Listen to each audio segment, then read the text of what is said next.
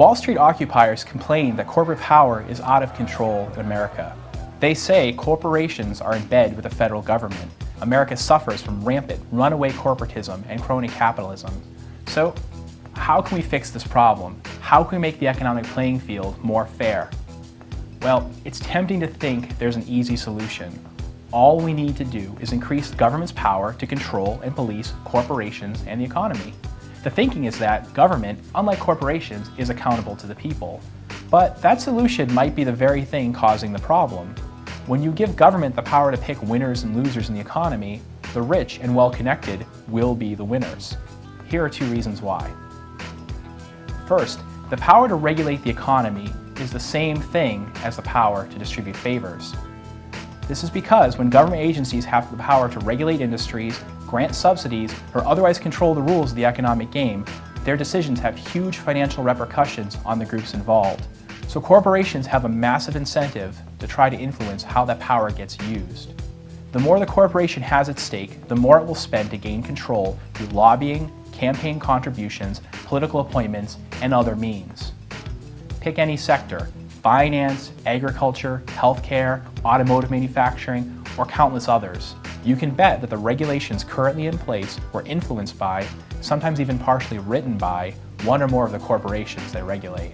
Second, regulations hurt small businesses more than they hurt big businesses. So more regulations means we end up with more big businesses.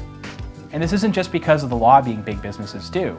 Simply reading and understanding the regulations that apply to your industry, let alone completing the complicated paperwork, reports, new equipment purchases, and infrastructure updates, takes a lot of staff time and money.